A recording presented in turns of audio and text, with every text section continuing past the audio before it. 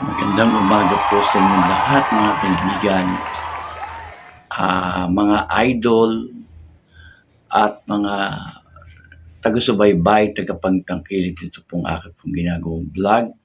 Gayon din po sa ating mga OFW workers dyan. So, ang topic po natin for today ay patungkol po ito sa kalusugan. Ano baga ang mga bagay na mabisang gamot, lalo na kapag ang isang tao ay may ubo, may plema, na ito'y parang paulit-ulit na kahit pa nagpa-doktor tayo, bumili na ng gamot o mamahaling capsules, ay hindi pa rin aalis, natatanggal ang plema at ubo sa atin, lalo sa inyong mga anak. At kapag ka ito'y nilalangnat o tinatrangkaso, ano ba ang mabisang sangkap o halamang gamot na pwedeng igamot? Simple lamang po. Ihanda po natin ang 7 pirasong kalamansi, 7 pirasong oregano, asin, at langis.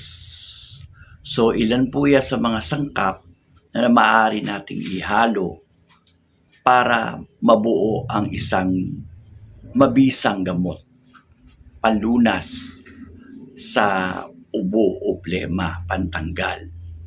So, ano po ang mga bagay na dapat nating gawin o pamamaraan? So, bago ang lahat, ay tayo muna po ay sa pagpapatuloy po nito pong ating talakayan, ay isa po sa mairirekomenda ko po na napakabisang gamot ay ito po mga halamang gamot. Na bukod po sa ito po ay hindi mabibili at ito po ay makikita lang sa bakuran, ito po ay wala pong halong chemical at wala po itong side effects sa ating kalusugan, lalo na po sa gumagamit. So, napaka-bisa po gamot ito, lalo na po sa mga panahon ngayon na malamig, na paiba-iba ng panahon, ay ito po ay napaka-epektibo. Garantisado ko po sa iyo dahil isa po ito sa mga iginagamot ko sa aking mga pasyente at inirekomenda. So, ano po ang mga bagay na kailangan para magamot ang isang pasyente? Simple lamang po. Ihanda po natin ang 7 pirasong kalamansi, 7 pirasong oregano, asin, at langis. So, ilan po yan sa mga sangkap na maaari nating ihalo para mabuo ang isang mabisang gamot, panlunas sa ubo o plema, pantanggal. So, ano po ang mga bagay na dapat nating gawin o pamamaraan? So, ganito po, ang gawin po natin, ito pong kalamansi na 7 piraso at 7 pirasong dahon ng oregano, ito po ay maaari po nating painitin o itapat sa apoy. Kapag ito po ay nalanta na o mainit na, ang gawin po natin sa dalawang ito na ingredients ay gawin po natin pakatasin. Pag napakatas na po natin, paghaluin po natin ang parehong katas ng oregano at kalamansi.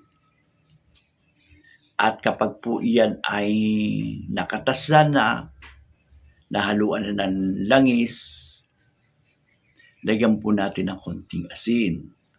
So, andiyan po ang resulta, makikita po ninyo. At kapag po yan ay malamig na o maligamgam, yan po ay pwede po nating ihilot o ibanyos sa taong may nilalagnat o may inuubo. Buong katawan po yan iihaplas nyo po, lalo na po sa mga bata. At pwede rin po yan ipainom 1 kutsara para po lumabas ang plema.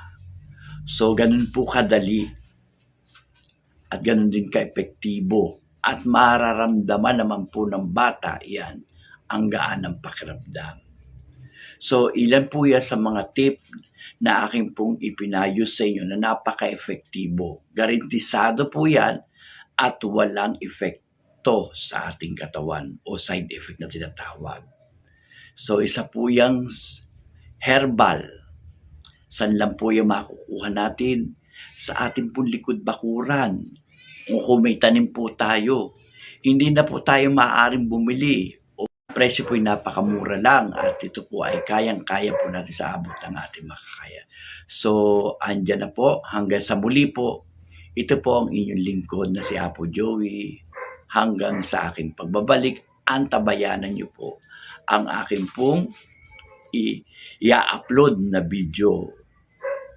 At bago po tayo magtapos, lalo po diyan sa mga hindi pa po nakakapag-subscribe sa akin pong YouTube channel, please don't forget to subscribe, like, and share. At pakiclick na rin po na notification bell para lagi po kayong updated sa mga ina-upload ko pong video. Hanggang sa muli po, sana po ipatuloy niyo po kung suportahan. Maraming po salamat sa inyong lahat. Bye-bye po and God bless you po.